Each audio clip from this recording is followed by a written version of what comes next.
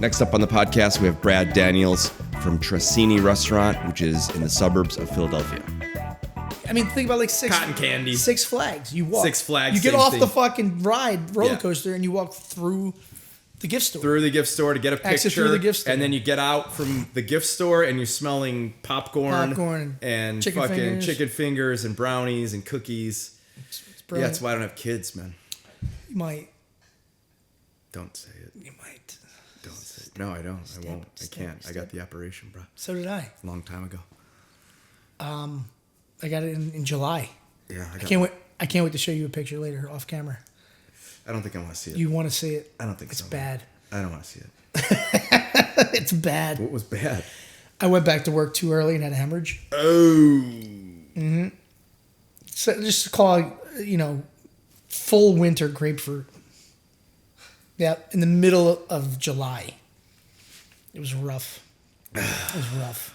Fuck, man. My wife was like, I was like, they fucking told me not to do anything for 3 days. And for a week after that, don't pick up anything over 10 pounds. She's like, are you stupid? Like, Roman's 30 pounds. You're not going to pick up your son? I'm like, yeah, of course I'm going to. Oh, your wife's to blame. Well, she's definitely for this one. And then I went back to work I got it done on Tuesday. I went back to work on the following Monday. Like, oysters up and downstairs, shucking oysters, breaking down beef. Like, and I was like, something's not right. It's like a fucking water balloon in between my legs.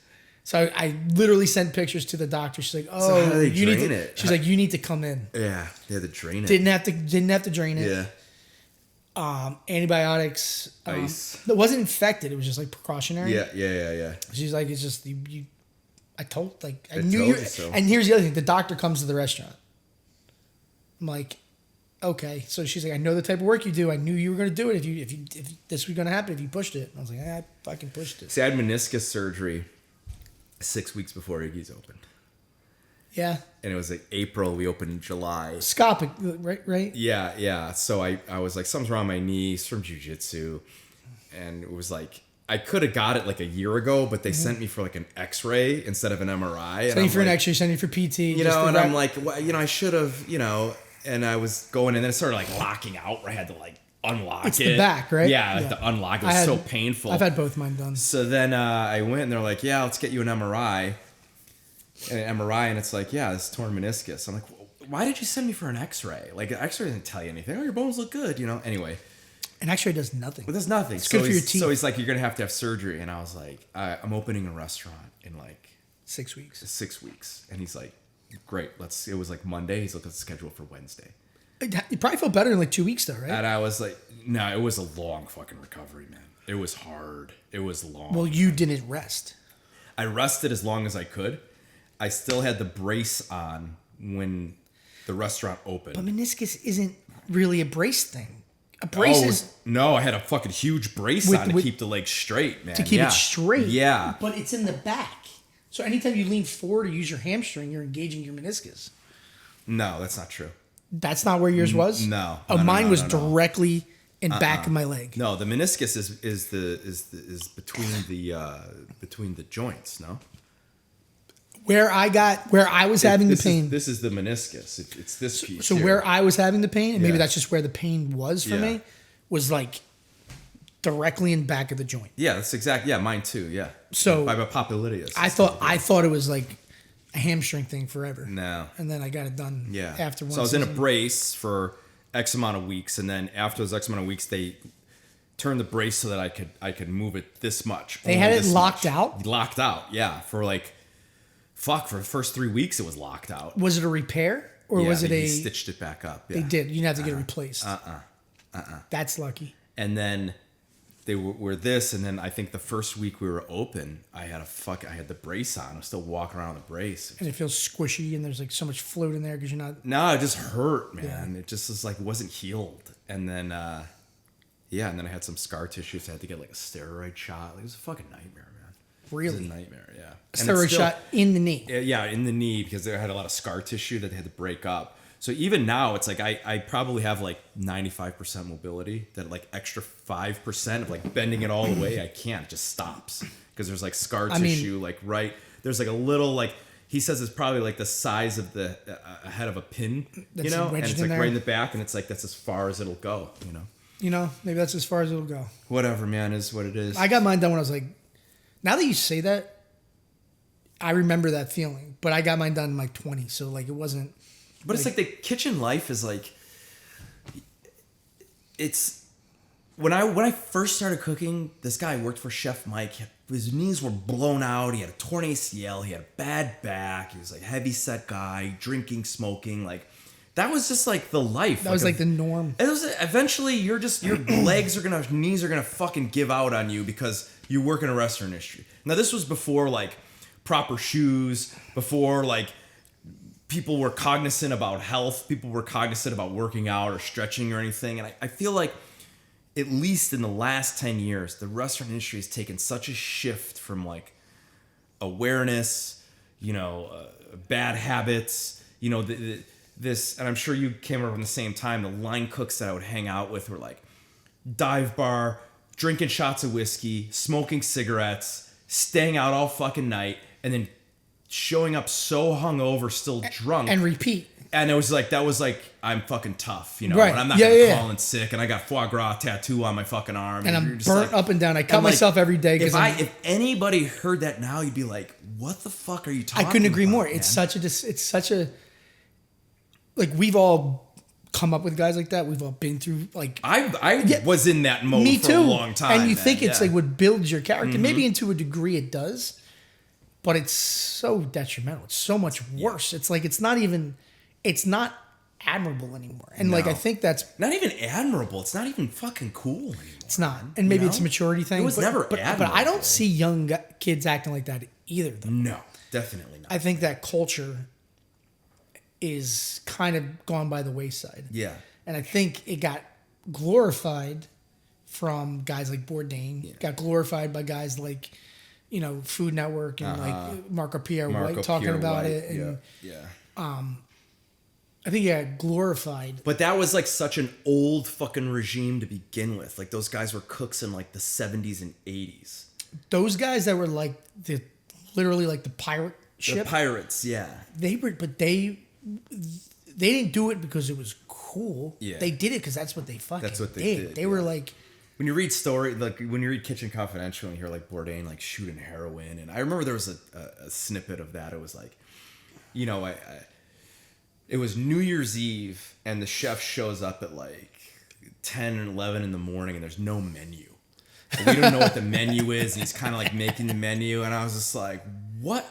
There's so much of that book that when I was a young chef and I read it, I was like, yes, like definitely. And there's so much of it like I just didn't even understand. right. You Now know? that you understand, like, how are you ever going to steer a rudderless ship? Like, what the fuck do you mean there's no menu on New Year's Eve at like 9, 10 in the morning, 11 in the figure it morning? out? Like, what? Figure it out. Now like, I'm like, what the fuck are you talking now about? it's December 10th. Yeah. And I haven't promoted it because we have another event we're trying to sell, like, leading Right, up to it. So right, I'm like, right. I have it all dialed in, but I can't promote it. I'm like, Right. we're like, Now you're in a marketing standpoint. we're, like, these guys quarters didn't out. even know what the fuck marketing was, man. Like, and I'm like, could you fucking imagine like showing up to work and everybody's there and we're all ready to go and it's going to be 200 people on the books tonight and you're doing this extravagant tasting menu and everybody's there and you don't know no idea what's going on. You didn't order anything because you don't know what's on the menu. Nobody's like, what do we prep? What do we do? Well, all right, well, let's start drinking. Let's start drinking, and we'll figure it out. Yeah. No, that would be a fucking nightmare of mine. Like I would wake up. It's like like the nightmare you'll have now. Like, oh shit, I didn't study for the exam. Yeah. That would be like a nightmare I'd fucking have now. Like, Right.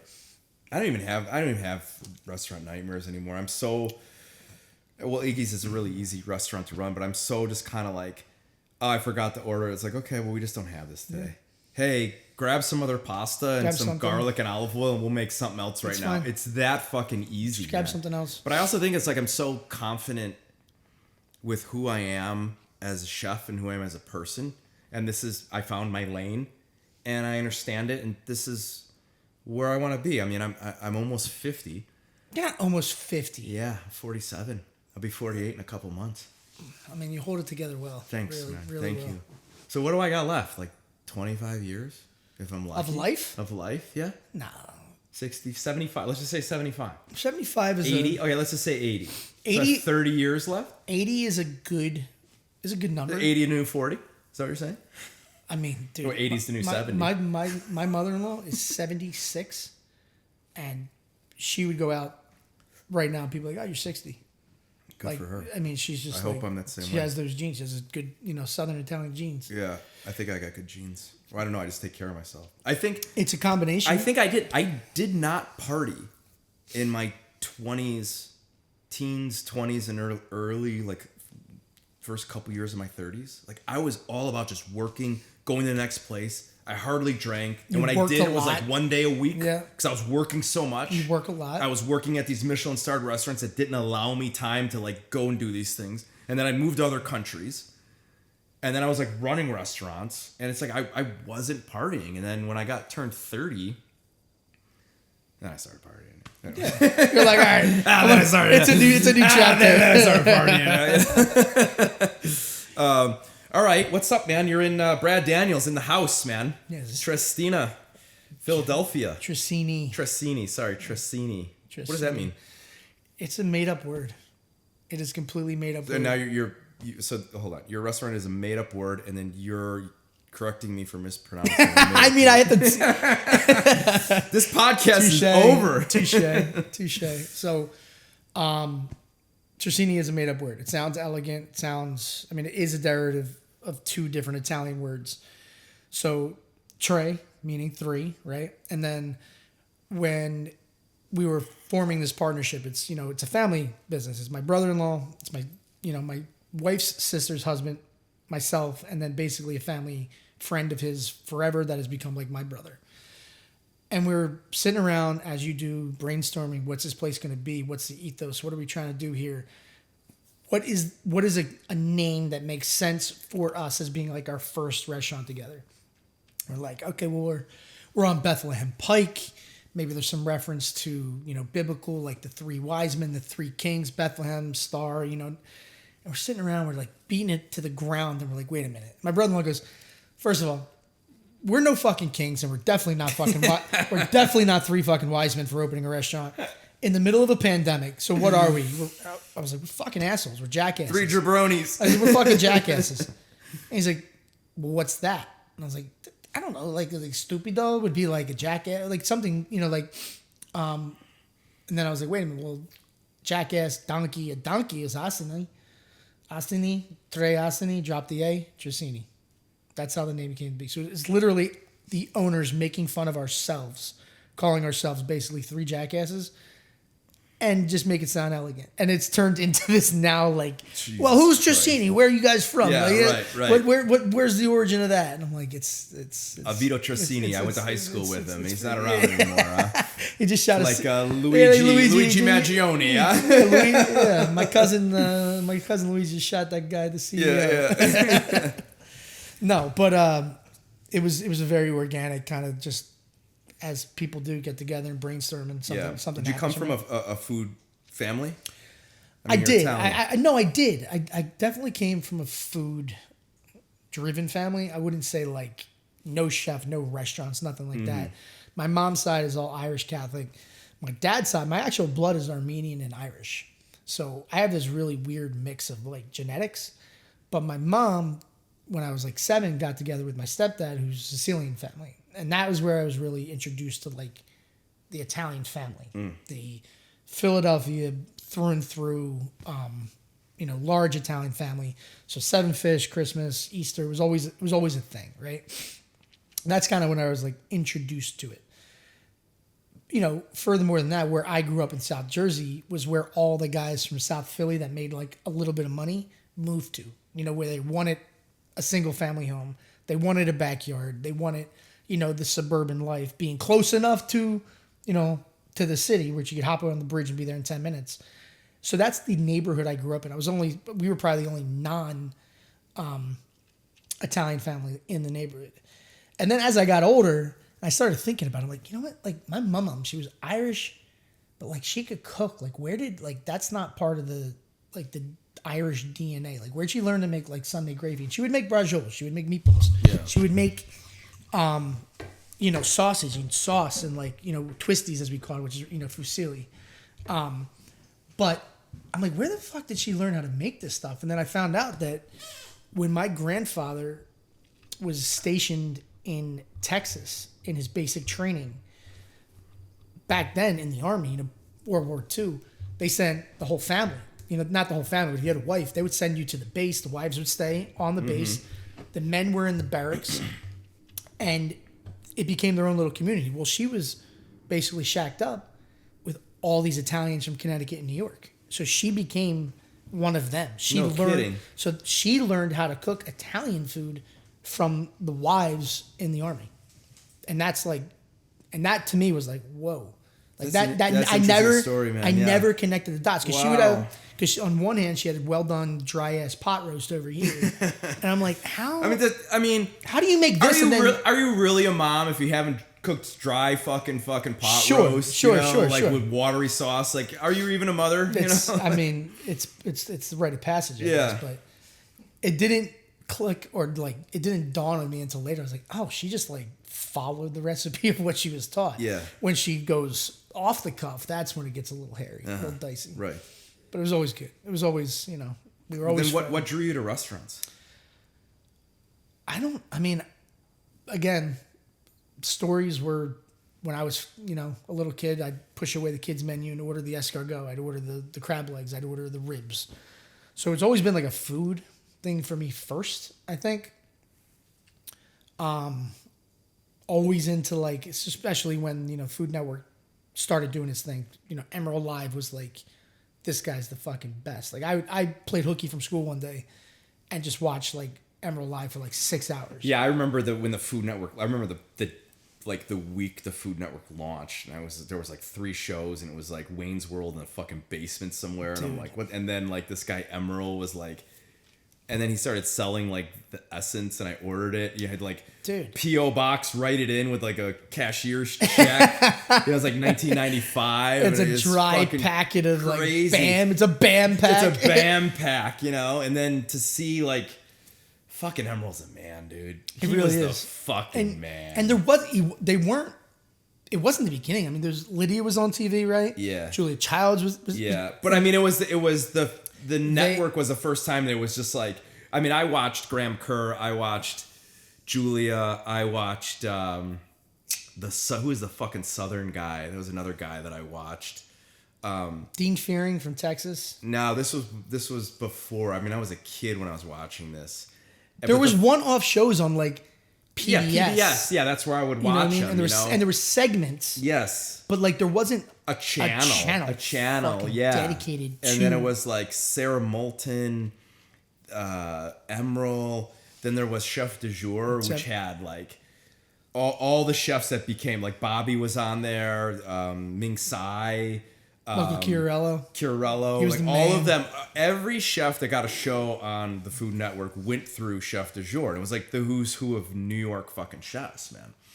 And speaking on that, I've searched high and low for Malto Mario episodes. Yeah. There's one like they've been 8. Scrubbed. There's like one 8 episode clip you can find on YouTube, which you can watch like 8 full episodes, but that's like all that's available. Yeah, but he started out on Chefs du Jour too. I mean, like if I like somebody at fucking Food Network, I would grease them to be like, get me did they scrub it all or what? 8. No, I just think they're like somebody else owns them, maybe a production company owns them. They're not going to release them because then they would have to pay him to do it. Yeah. So I don't know what the story is, and that whole thing's bunch of fucking bullshit. Weird, yeah. But to find those, because I think that was probably the best. That was for me what I do now, and actual like looking back at regional Italian cooking and how he presented it. Yeah. It was the best. It was running a clinic, man. His so show, cool. It was an educational show. And it was like 30 minutes of him flying around, and Michael Staub from REM was there, and Jake Gyllenhaal, Maggie Gyllenhaal. Yeah. And was that where the 3 or 4 people would be sitting around the counter, and he would just be like, all right, this pasta is so and so because of there was a war and there was 2 tribes fighting over, and he had these stories, man. He connected. And you're like, connected better than what anybody. the fuck? And you would just be mesmerized, man. And it was in real time. It was in real time, too. No, like, off the cuff. There no. wasn't like he was reading from the prompter, man. He was just like, this is stuff that he just knew. And he was cooking in real time. Yeah. It was like, we're going to take a commercial break. Sarah Moulton was all, I loved her show so much, man. She was just like, you know, hi, I'm a mom and I like to cook and boom, this is the most badass chocolate cake you've ever seen. You're like, holy shit, man. I can do that. I mean, those early chefs. And then there was a show called Grillin' and Chillin' with Bobby Grillin' and Flay. Chillin' was the best. Who was the other guy that was on there, man? It was like the City Tyler Barbecue. Florence? No, it was some Southern guy. I don't fucking remember who it was, but it was Grillin' and Chillin'. In the same time? And there were two of them, and they would take one recipe, and Bobby would do his flair on it, and the Southern guy would do like something More super traditional yeah. or Southern, and they would like compare the two, and Bobby would taste his, and he tastes his, and it was fucking amazing. It was great. Man. It was great. It was like on a rooftop. Bobby Flay is an extremely. Let me see how I want to say this. Underrated, I don't think so. Underappreciated, I don't think so. It's some sort of mix between those two. Of like, he's been on TV for so long. I think he's so talented and accredited and has the restaurants, the accolades, the TV, the personality, the good looks, the whatever you want to call it, that people want to hate on that because he got famous for doing it. I don't know if people want to hate on it. I think that people don't understand what kind of chef Bobby Flay is. Because I think he's been on TV for so long that people don't understand that this guy was a fucking badass in New York City. I mean, he was running in the Mesa, fucking early 90s. He was running Mesa Grill at like 26. Yeah, 20 like and people weren't doing the things he was doing then. We're experimenting with peppers and all that stuff. He did it 10 Spices. years. Yeah, he did it 10 years before everybody else. Before anybody. And then when it became cliche, they were like, "Oh, well, Bobby Flay." It's like, yeah, but he was the one who invented it. Pretty much. He was the one who put Chipotle and mayo together. Yeah. You know what I mean? Like, I mean, I could almost at this stage, I would put him up there with Nobu. I mean, the influence of like cooking, and I just feel like he's been on TV so long. He's done so many Chachi TV shows, Beat Bobby Flay, the fucking Iron Chef, the this, the that people don't know that this guy is a badass fucking New York chef. yeah. You know, and he was there for the original beginning of the Food Network, man. And I think it might be a personality thing that maybe people don't. But he's a nice guy. He's not No, not at all. He's a fucking sweetheart. No, man. but like you could put guys like Michael Simon in the same ballpark. You know what I mean? But people don't think of Michael that way. But yeah, Bobby's the fucking man. Like I mean, the first book I ever got after that stint of playing hooky was Emerald's live in Louisiana cookbook. Yeah.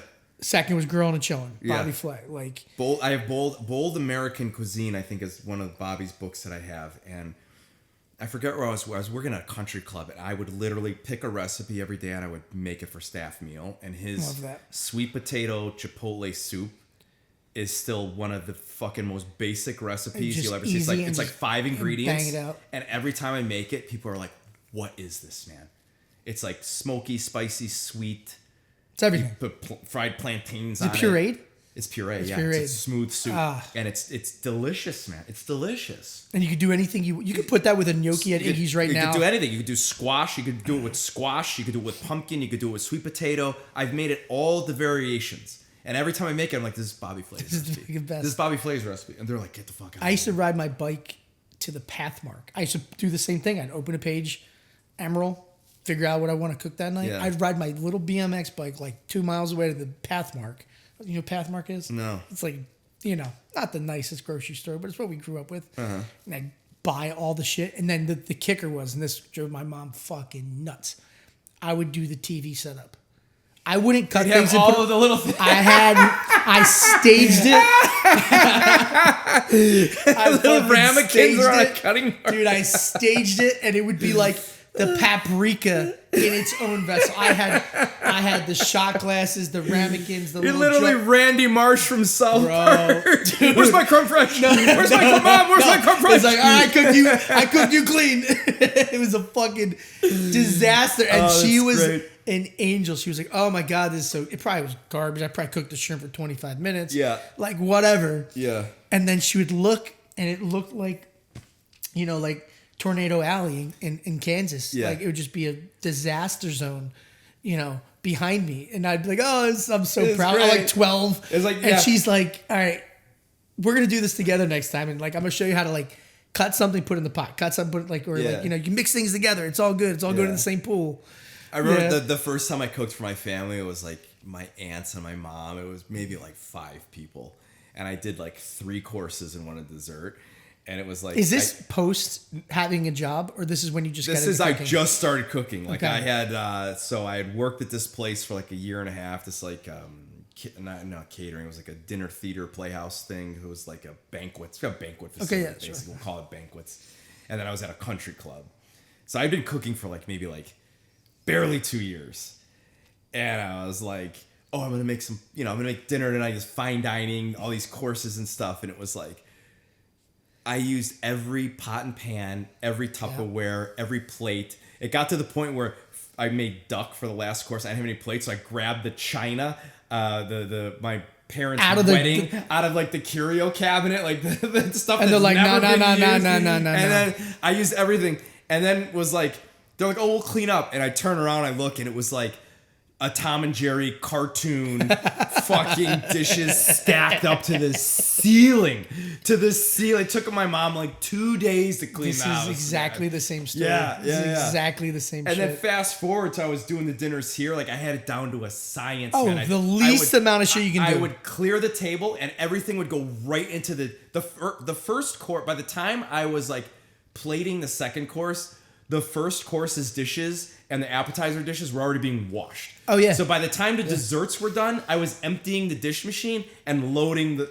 you just get better at it, It's the flow. It's the system. It's the flow. It's the flow. And, your home is... I'm here by myself. Like, the last thing I want to do is a mountain of dishes. Exactly. Yeah. Exactly. And you're like, I'm going to use the nonstick. I'm going to use the cast enamel pot because I know I can rinse it out real quick and reuse it right away. One-pot cooking. It's exactly right. Absolutely. Like. So what was your first breakthrough into the restaurant industry? Oh, God. Do you want to call it a breakthrough? I attracted to nightlife, I think, very early on. I was always a nighttime person. Me too, I was man. always like into the scene. I always had this just like energy for other people and like, this electric feeling. Yeah, I still do. I still do, man. Even when I'm grumpier than everybody else in my house when I wake up. But you got to do it. But I think I gotta say, not saying just Emerald, but my mom knowing the kind of like the gravity I had towards Emerald as a young kid, Harry Connick Jr. as a young kid, New Orleans was like a place we needed to visit. So my mom, being for better or worse, because she looks back at it now and she goes, I can't fucking believe I did that. She took me and one of my best friends to New Orleans when we were 16. Jesus Christ. For New Year's Eve. 99 into 2000. My sister and her Why would you do that? My sister and her best friend, they were 17. Me and one of my best friends, we were 16. He looked like he was 22. And a bunch of my cousins and her, her cousins, like her friends.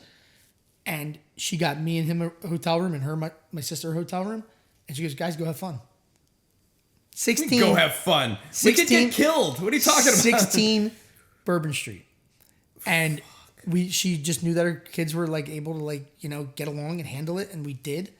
And we had a blast for 3 days. Dangerous. It would never, ever fucking fly. It's now, a fucking ever. Dangerous. Ever. Man. But, we're talking. I'm not talking like there's areas of Chicago that are dangerous. There's areas of Philadelphia that are dangerous. Sure. Like, New Orleans is like, you make a left turn down a street, it's like there's not areas. There's like, don't go down that street.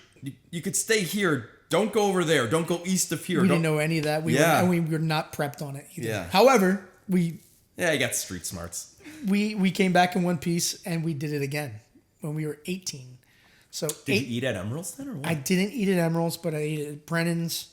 Yeah. Did the Po' Boy stops, the Cafe Du Monde, and it was just one of those things. And I was like, all right, so like I'm connecting on food, I'm connecting on nightlife even more so than I think I am in food at that point, right? So after my freshman year of college, I played baseball in upstate New York. And I was like, I got to work. Like, I'm going to play summer ball. I'm going to do that, but I'm not going to be this. I'm not going to the pro. I got to fucking work. I need money. I like working, and I'm not going to just sit around all summer and like just, dick around and play baseball or whatever. So I came home and I got a job as a prep cook barback at a huge on-the-water nightclub in Philly. Mm-hmm. It's called Kavanaugh's River Deck. Before that, it used to be a place called Cafe or Kathmandu. And it was on the Delaware River, like on a pier. Imagine like a nightclub on a pier. Yeah. Right? So it's seasonal. They're only open from like Memorial Day to Labor Day, whatever. I came home, got a job, and that's like the first time I like picked up a chef knife and like had to cut citrus for 1,000 people for the bar, right? Cut 2 cases of lemon. Right. And then it became desserts. Then it became salads. Then it became help out, when they need help on the line. A fryer basket, whatever. Run the food, like literally drop wings and fries and then put them in a basket and then run it out to a table. Like, so I did that for 2 seasons. And then fast forward, like my senior year of college, I'm coming up on graduation. I'm working for the NCAA. For the last 3 years, I was in college. I was working for the NCAA. And I went to the centennial, the 100-year anniversary of the NCAA. It was a huge convention in Orlando, Florida. And I'm sitting there and I'm meeting like John Wooden and I'm meeting like old school, big time, like college coaches and things like that. I'm like, I get no excitement from this. I'm sitting in this room with all these people talking about the betterment of the student athlete. And we're just talking about legislation of how the universities are going to like make more money, not pay the kids, it was just bullshit. It was all bullshit. So I like. Who gets excited to meet a college coach? I mean, when you're in college athletics, I couldn't. I get it. Oh, listen, I'd rather meet Mickey Mouse. I used to get a picture with him. Rewind what I just said. I didn't get excited. Where everybody else around me was geeking out, right? So went out that night, got whacked, got on a 5:30 flight home, just bailed. Like no call, no show the next day. Went from Orlando. My mom knew this was all happening. She was like, if this is the way you feel, like, I'll help you get back home. Got on a flight, Orlando, got off in South Philly, met my brother-in-law and my sister and a group of their friends, met in the Eagles parking lot, tailgated. Fucking Bird Gang. Bird Gang. Bird Gang. Bird Gang. Go Birds. and in that parking lot, I was like, I'm gonna fucking cook. I'm gonna cook. This is what I like doing. I cook for myself. I cook for my girlfriend. I cook for my friends. Anytime. How old were you? I was 22. So I was coming up on graduating college. What were you mastering in or majoring in? I mean, baseball. I mean, I graduated in baseball. I graduated with communications, but like that means nothing from a state university. What college degree besides a doctor or a lawyer means anything?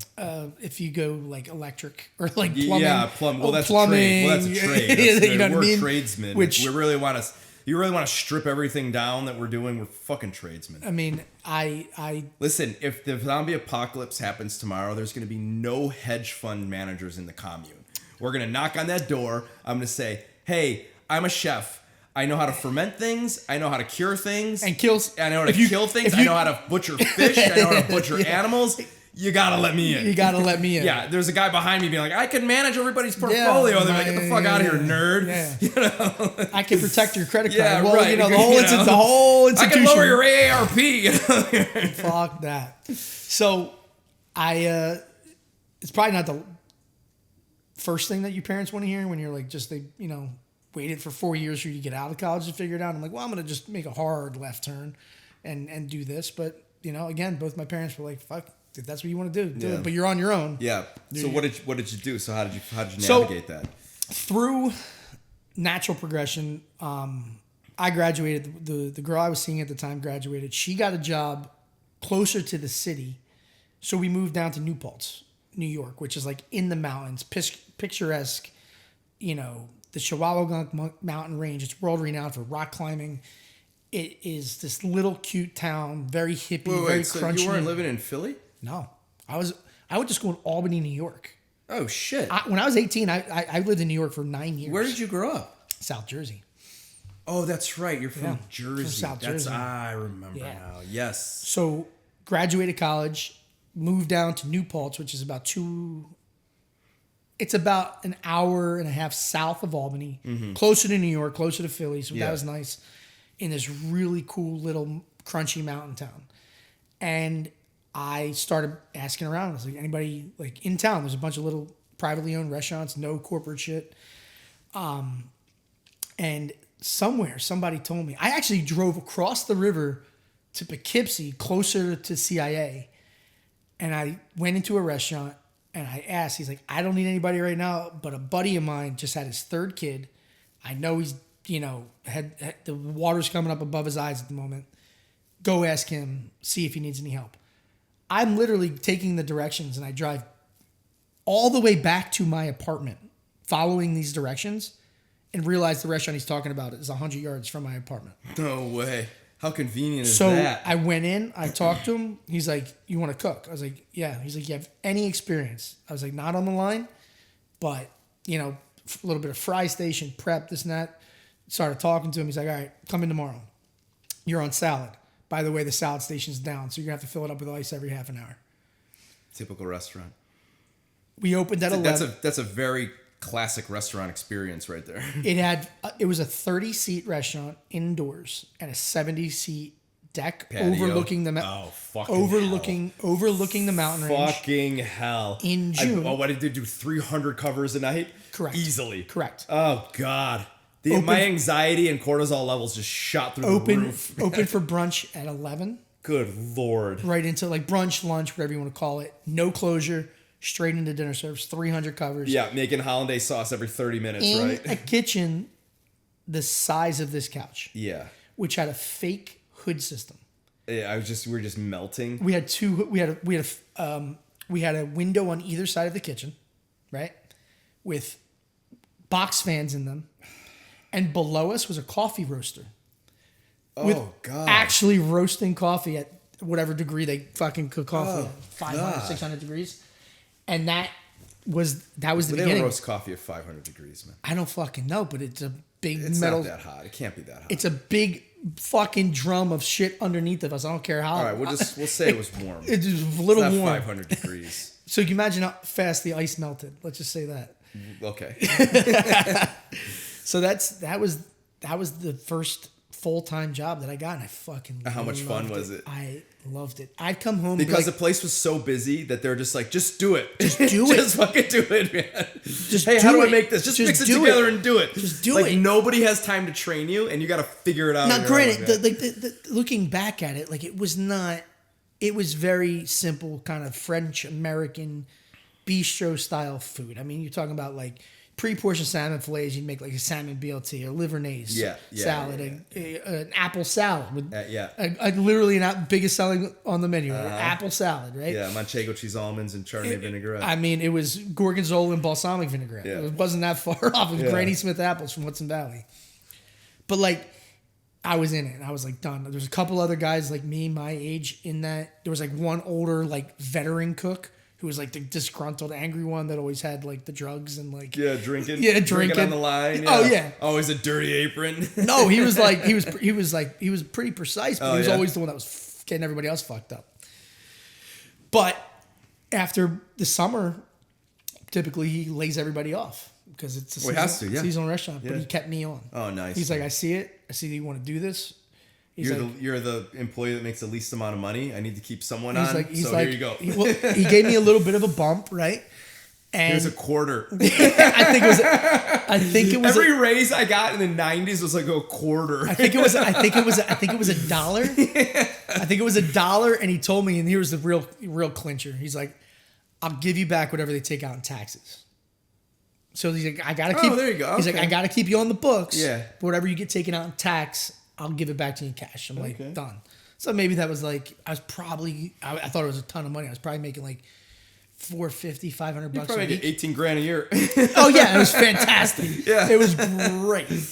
And we were closed a couple of days a week. We closed the month of January. Yeah.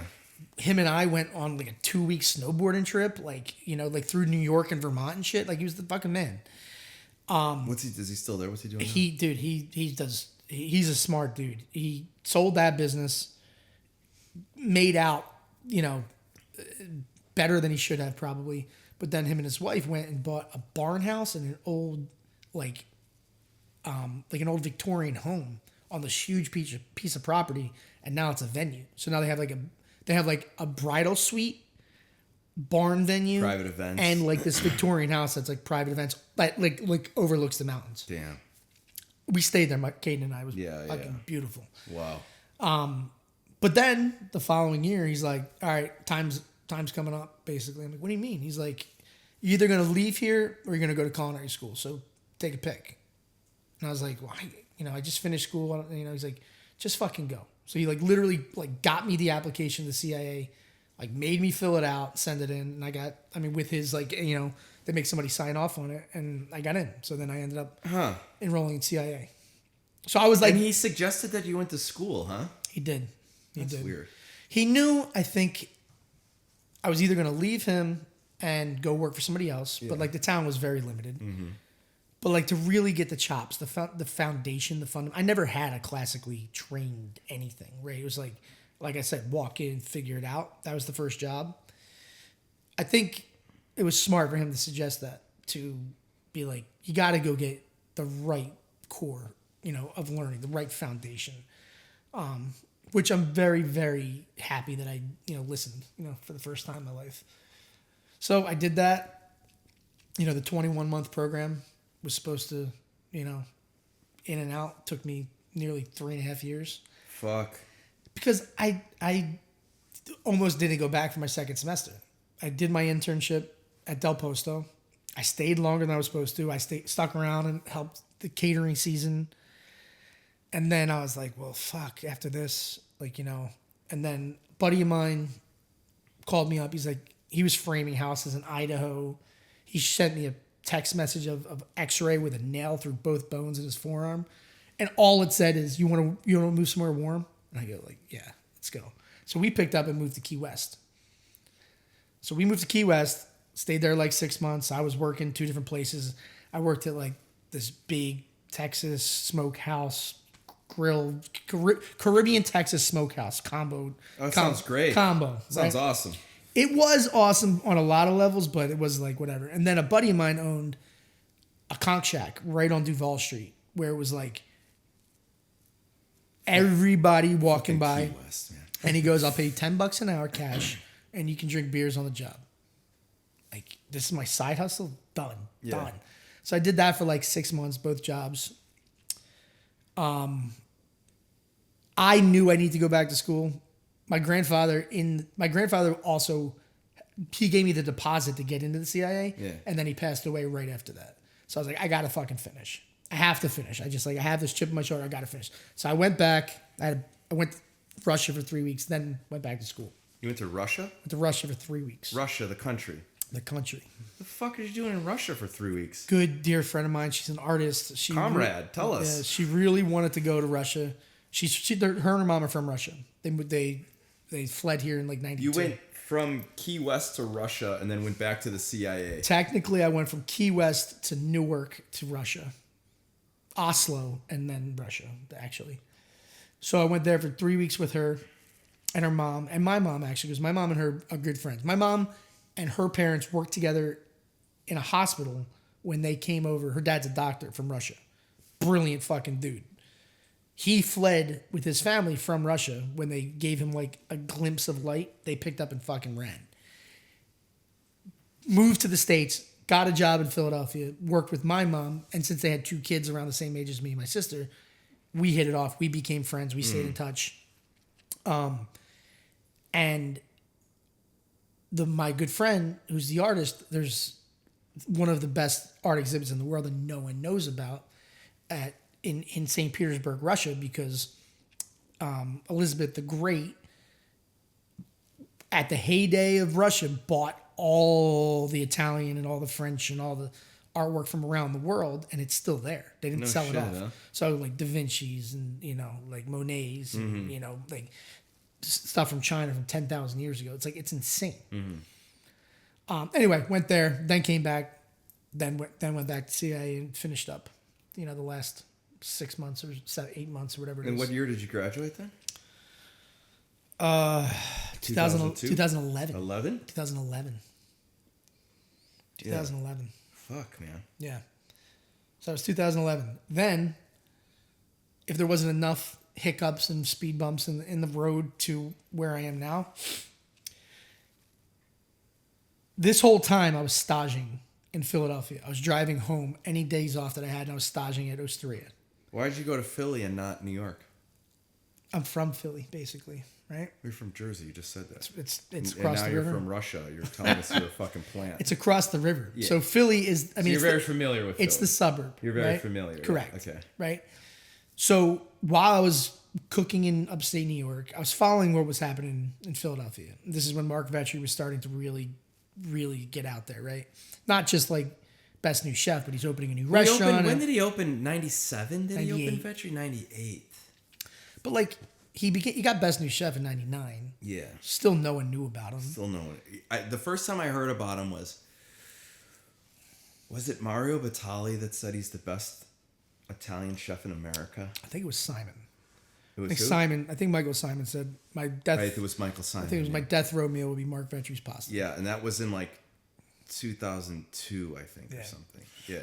So 2007 they opened Osteria. Yeah. Him and Jeff Michaud, right? And now I'm really starting to pay attention. So I get some days off. I'd shoot down. I'd stage at Osteria. I mean, what else was going on in Philly at that time? Lebec Finn?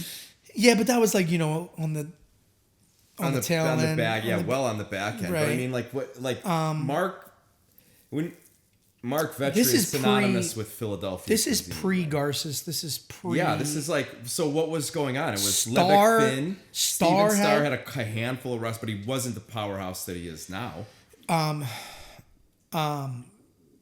You had striped bass that was happening at the time. That was like a real. That was a Steven Starr restaurant. It was originally. Yeah, but I'm talking like before. There was like, there like wasn't. what was before? Like in Mark opened in '98. It was what the fuck was it going was on in French. Philadelphia? Hoity. It was French. Hoity-toity. Yeah, Fine dining. yeah. La Croix, and things like that. Yeah, There was. it was everybody that had worked at Lebec Finn correct. opening restaurants. There yeah. was a Chinatown, really killer Chinatown, and there was the red and white tablecloth Italian spots. the mom and pop and the Ralph's, yes, Villa de Roma, Ralph's. Yes, Italian, Ralph's, yeah. Italian Market. Man, fucking Chicago and Philadelphia are so similar, man. They all come from this. It's all from the same place. You just described what was going on in Chicago in like the mid 80s.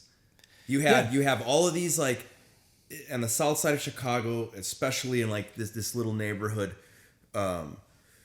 24th and Oakley. You have all these like Brunas and like Bacchanal, these like tablecloths, Italian fucking restaurants. Like now they're like flagships. They're like Yeah, but still, they're like real, institutions. only real Chicago people know these places, Okay. man. You say Bruna's or Bacchanal to people on the north side of Chicago, they're not gonna know what the fuck you're talking about. Really? They're not gonna know what you're talking about. But you say like, 24th and Oakley to some people, they're like, oh yeah, that's where the good like red sauce Italian restaurants really. are. Okay, Yeah. so that's like 9th Street.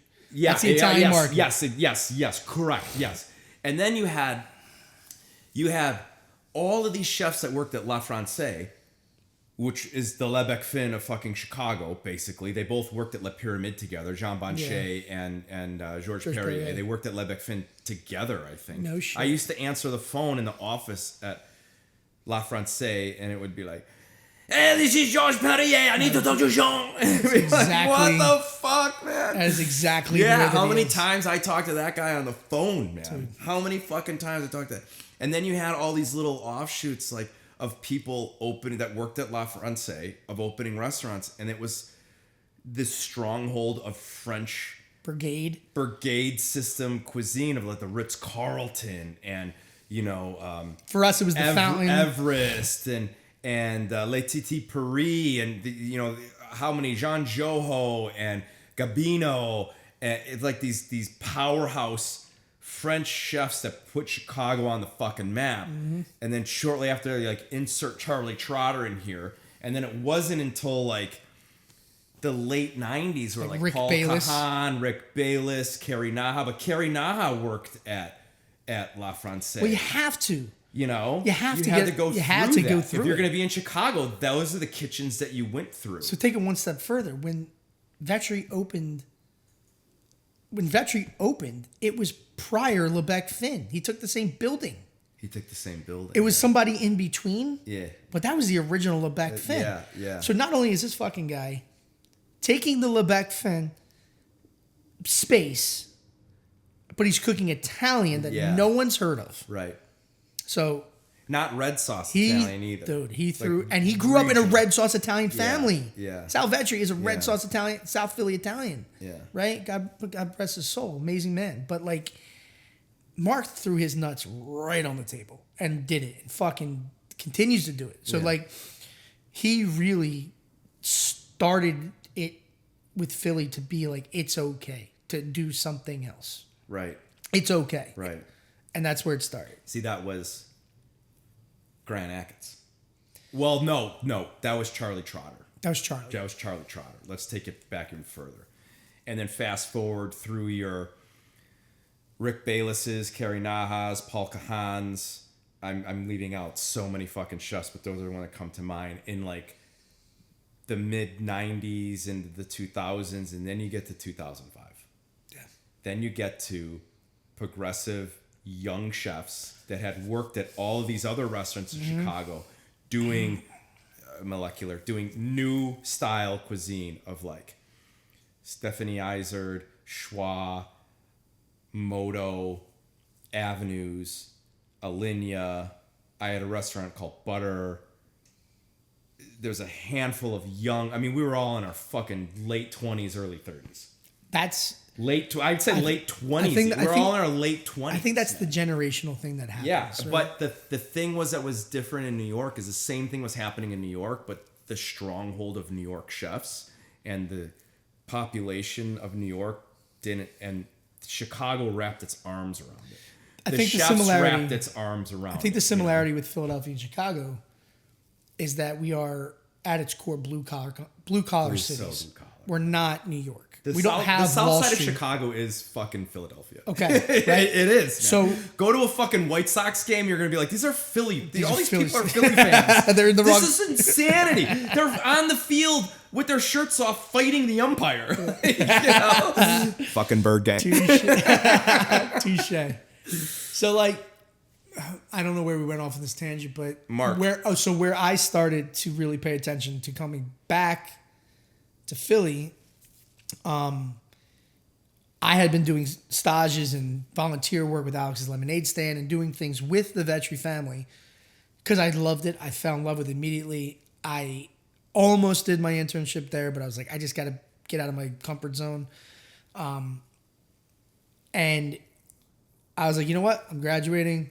I did well at CIA. I got some, like post scholarship money. And I was like, before I go back and figure out what my next move is, I'm going to do a stage somewhere really fun, really cool, and just go do it. And at the time, I was super into Fergus Henderson and what he was doing, St. John. St. John and bread like, and St. John. Yeah, And then St. at John. the time, he only had that, I think. yeah. So I got a contact. I made the contact. I booked a flight. I set up hostels. I packed up and I was going to go to London for a week, stage with him, and then meet up with all my friends from high school, fucking lunatics, who were in a punk band that were touring Ireland at the time. The fuck out of here, man. So first week play, second week fly over to Ireland, jump on the tour bus and party with them, right? I get to Heathrow. I'm going through the customs. You had your knives. I had everything. Did they stop you? I had everything. I had work clothes. I had knives. Oh, who did we talk? We just had this fucking conversation. Go on. I already know it's going to happen. Go on. Okay. So they're asking me. And as I'm being questioned, now they pull my bag out. Now they're going through it. Now they're like, all worst right, so we got to fucking go in the back room and talk about this. Fucking hell. Your first time in Europe. I'll save you Not my first time in Europe, but first time in this situation. Yeah.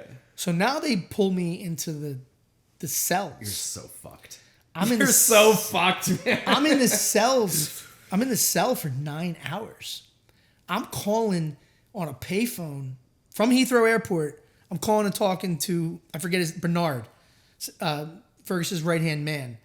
He's like the director. I'm like, hey, What the fuck's he gonna do? I'm your stage from Philly. Click. I'm in jail at Heathrow. He's like, what the fuck you do? So are you coming or what? I'm like, dude, I'm trying to get there. And he probably didn't even remember I was coming. Yeah, It didn't no matter. idea. They didn't even fucking know you were They coming. didn't even care. But I was detained for 9 hours. On top of being detained for 9 hours, they were on the TVs was locked up abroad in the jail cell. So they're making you watch your own situation in the fucking jail cell. That's fucking cold, man. I'm getting questioned. I'm getting this. Finally, I get pulled in a room and they're like, so we don't know how to interpret your situation. I was like, here's how you interpret it. I'm here to work for free. I'm sorry if I didn't get the proper visa to do that. But if you don't want me to let me in your country to work or hang out, whatever, I have a flight to Ireland. I will just go there now and forget about it. Like, forget it. It's like, we can't do that. We can only send you back to your country of visa. So that is the decision we're making. So they're like, but here's the thing. We have to have you sign a waiver because we can only hold you for 24 hours, and the next flight back to New York is less than 20 or it's more than 24 hours. Like, so you want me to sign off on you holding me in jail?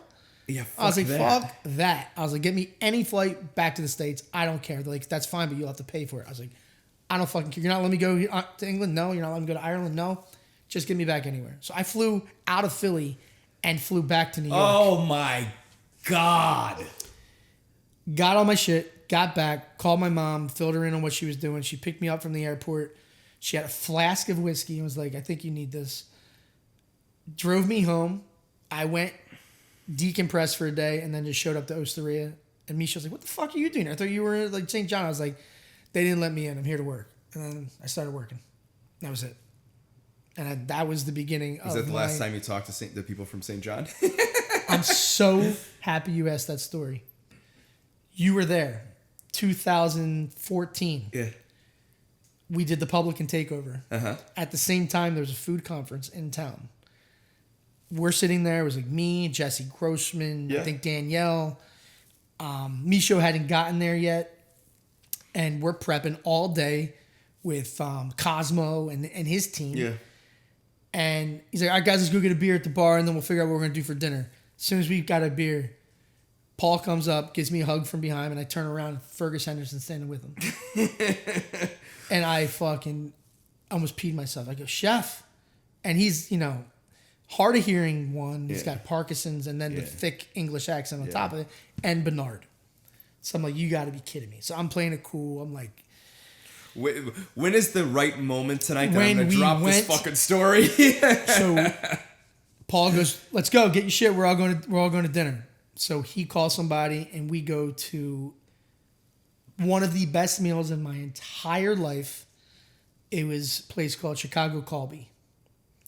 Japanese. Chicago what? Chicago Kalbi. Kalbi. Where is It's that? in, for anybody Chicago listening, it's in the hood. It is in the hood. It is a Japanese husband and a Korean wife. And they do the best absolute fucking interpretation of those two things. Oh, it's Korean barbecue. It's Korean barbecue and Japanese, like not hand rolls and shit like that. But I mean, like, I can still remember some of the dishes we had, and I was blown away. Paul's like, this is one of my favorite restaurants ever. My brother Matthew was working there at the time. He may have been. Yeah, for sure he was. Okay. 100% he was. Yeah. Well, I can't wait to. I still have pictures of that meal. I'll show it to you. Yeah. And I sat close enough. I sat across from Ferguson. I'd been like, I'm fucking making this is my seat. So after the sakes and sochus and whatever come out, I'm like, all right, I'm gonna let him know. So I start talking to him, and he's like tapping Bernard. He can't hear me. So Bernard comes around the table, and I tell him the story, and he's like, "That was you? That was you?" And I was like, "Yeah, that was me." And he's like, He's like, anytime you want to come back, anytime. Yeah, no thanks, man. Anytime you are our guest, you let us know you're coming ahead of time. He's like, we'll make it right. Yeah. So I don't know if he was being just a perfect gentleman or he did remember something of it, but I think I would remember that story. Well, hey, what when happened to that Staj? when He was Staj locked called you up from and then jail. got sent back to he's in jail, and they sent him back to America. so as shitty as it was at the time, that dinner, that experience made up for it. Yeah, it's a great story. It was the best. It was, and they couldn't have been, like I said, the Who biggest were we gentleman talking in the to world. that had the Heathrow story airport? Joe Frillman. Did he get the Heathrow Airport story? I'm sorry. Listen, when I went there, it was 2011. In 2010, they had 11 different travel visas. 11, not crazy, right? That was 2010. In 2011, when I went, they had 74. So they passed 63 new travel visas in a year that no fucking body know how to interpret. Yeah, they're fucking Nobody, dicks. and the woman told me that. She goes, these are all new. We don't know how to interpret it. So like there's 4 airports in London, right?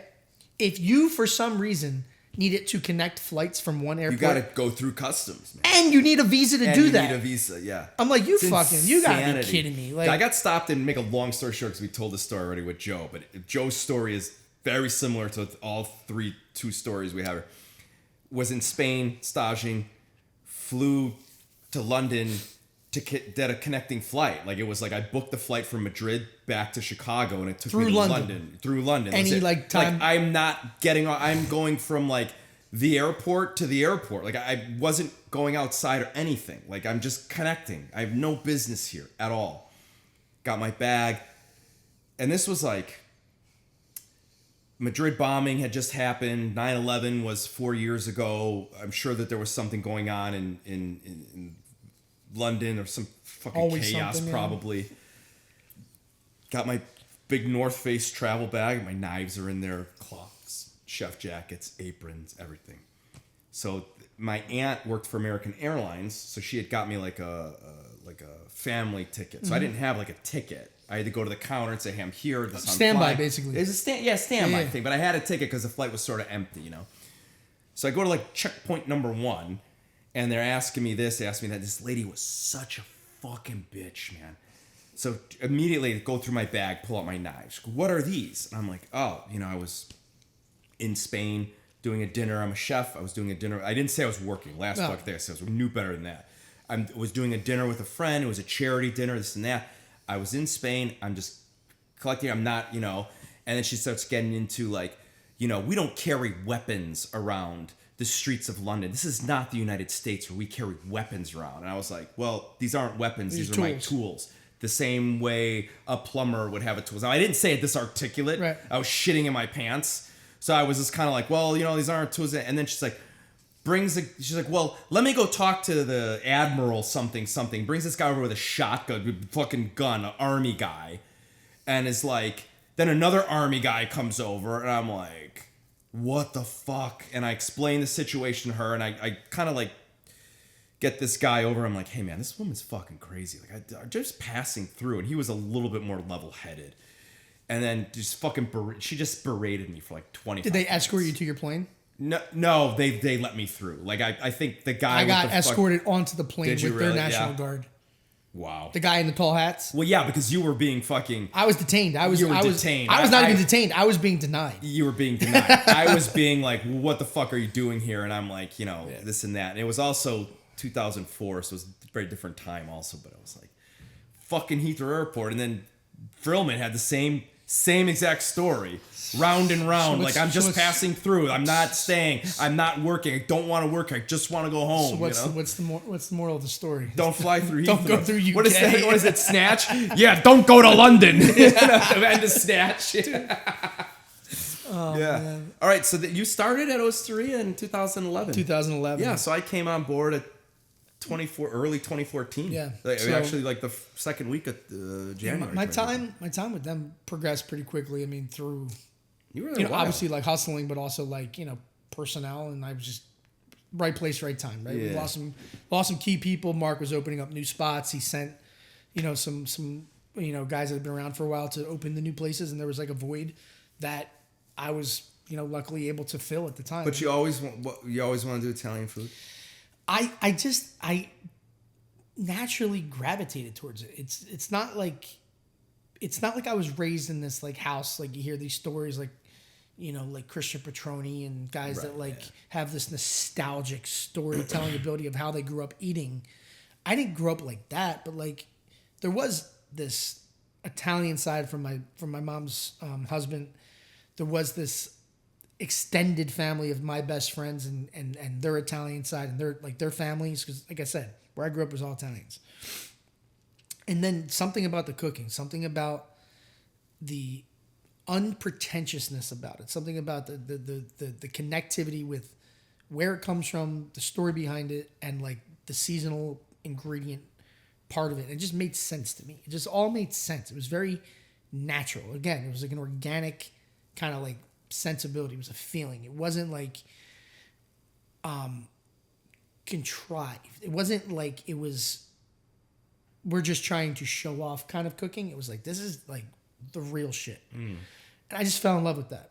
And then from there, I just, I kind of was like, there's times where I was like, do I want to go another direction?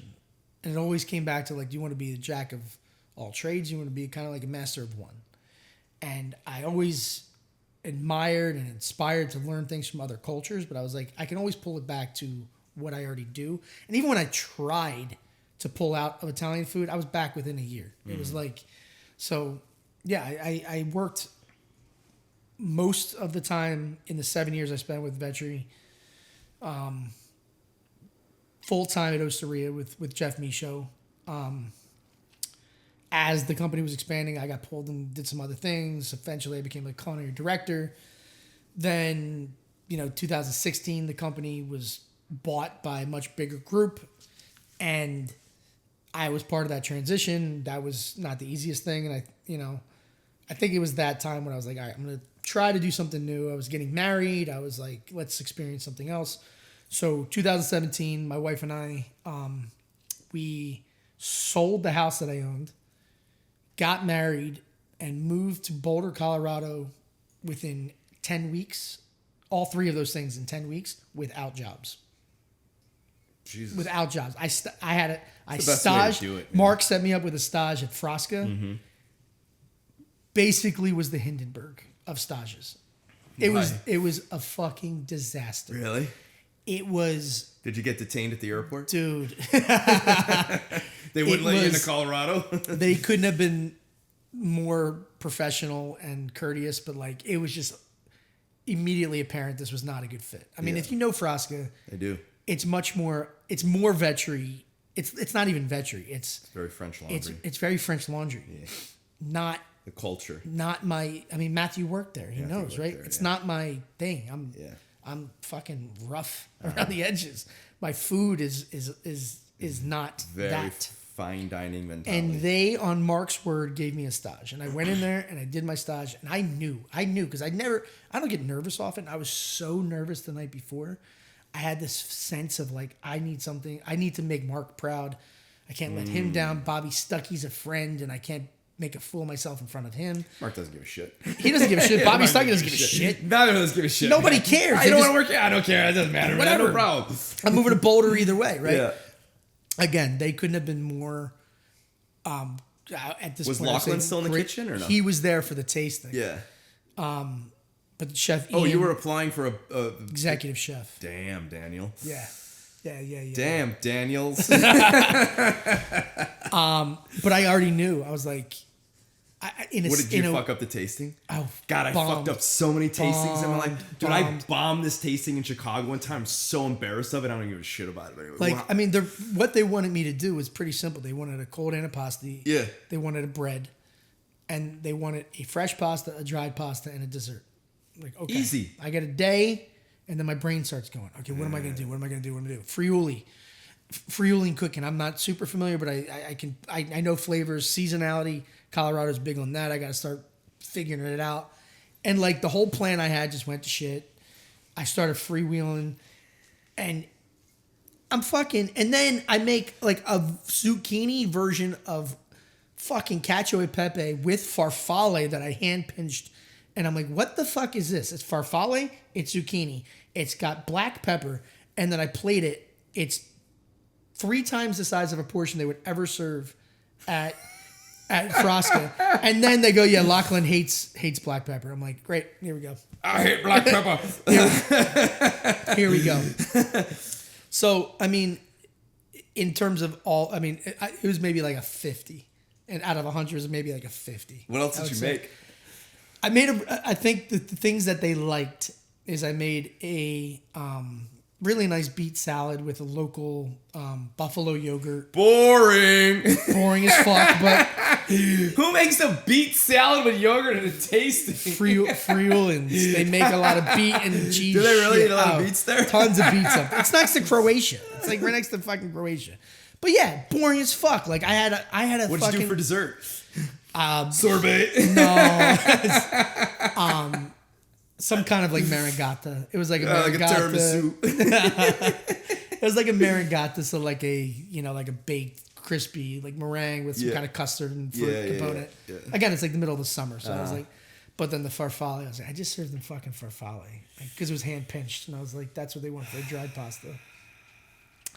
Anyway, and then some kind of filled pasta with like corn and sweetbreads, and I was like, Did they even let you down, or you're just like, I don't want this? No. They You're didn't just let like- me. No, that's what I said. They couldn't have been more kind. But when I walked out of the room, they must have been, what the fuck was that? Like, what the fuck was that? Which it took me some time to like really like be able to like talk about it. But like doing Like- a tasting for a chef is like, it's like the most unnatural fucking thing you could possibly fucking do. They're like, okay, make 3 courses. Anything you want to do. Give me some guidelines here, man. But see, some people I think thrive in that. I don't. I don't either. I don't, man. If What do you want? Tell me what you fucking want. No, but if man. your counter had a bunch of ingredients on it, right now, Yeah. and you said, this is all I got, make me 3 courses, I got no problem. Because I see what's in front of me. I see shit. Yeah. I'm a fucking wizard when it comes to using like small amounts of like condiments and ferments and things that are already in the fridge Yeah. to make a dressing, a vinaigrette, like to make something taste good. Yeah, but for a tasting for a job. You give me open-ended, I'm like, I'm fucked. My brain, I don't want to do it. I'm making dishes that I've made before that I know are fucking good. That Yeah. I feel like are going to fit into the concept of what's going on. Exactly right. You know? Yeah, and I didn't do that. I did the opposite of that. Yeah. I tried to wow, and it was dumb. Yeah, the worst thing you could fucking do at a tasting for a job is something new.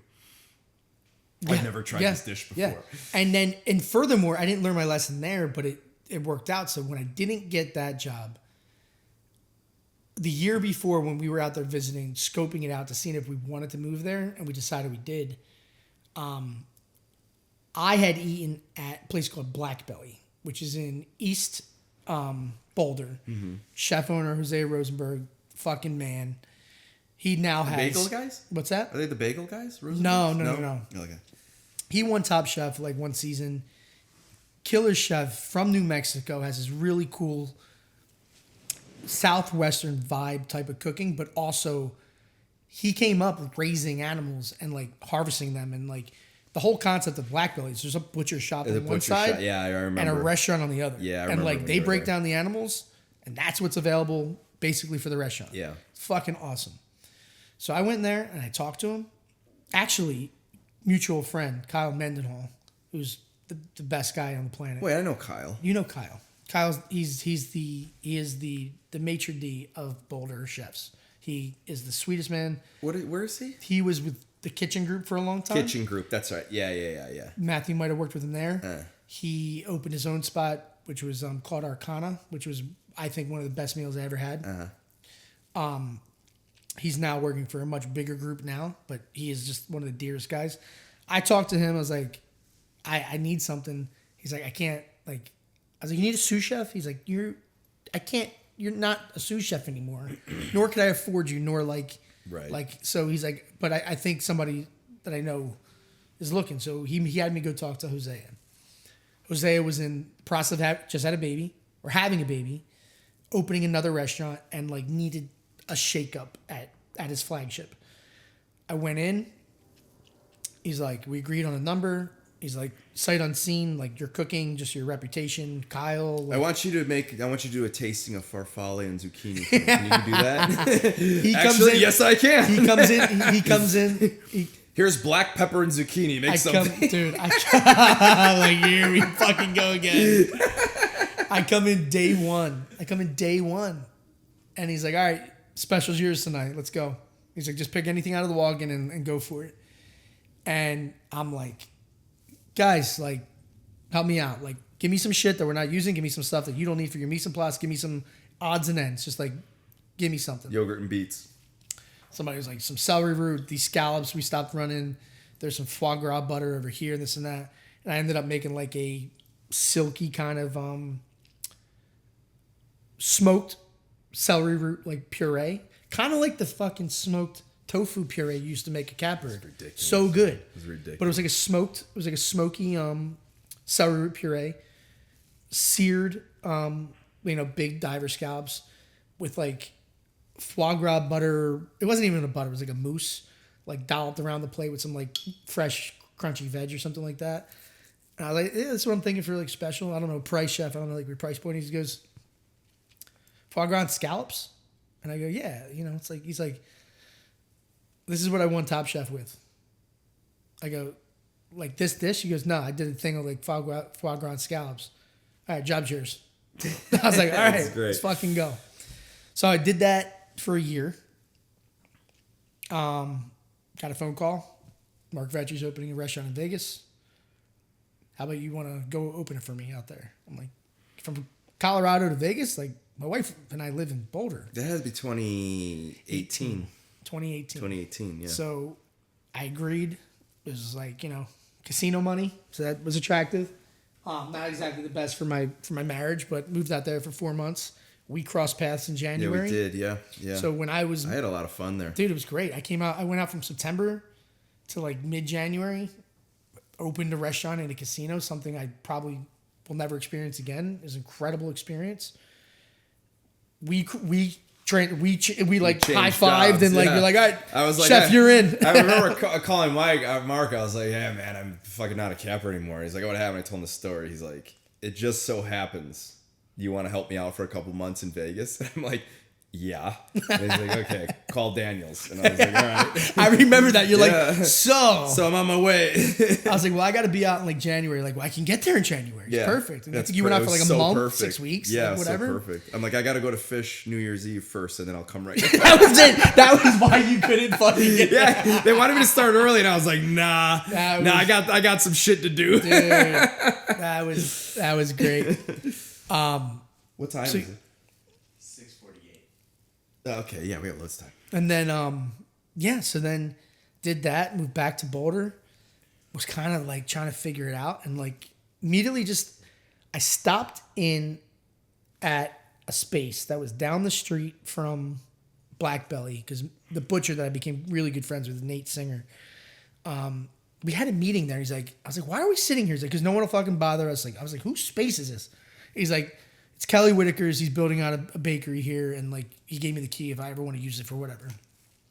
So we sat down there. We mapped out like a game plan of like whole animal butchery, how we're going to utilize it. He really wanted me to learn like the percentages of animals and like why there's like not an infinite amount of tenderloins, and like as a chef really understanding how animals work, right? So we sat down there. Prior, like this is when I was still working at Blackberry, prior to moving to Vegas. But then when I got back, I stopped by because I thought I saw some people moving inside the building. So I knocked on the window, and it was Kelly and Erica and like his team getting ready to open up this bakery. They were still building it out. And he's like, dude, what are you doing? And I was like, I'm just trying to figure it out, man. I just got back from opening up Vetri in Vegas. And he's like, I was like, I think we might be moving back to Philly area, like when our lease is up and my wife wants to start a family, and it is what it is. He's like, just come work for me for the meantime. He's like, I got a ton of shit you can work on. So they were opening up this bakery.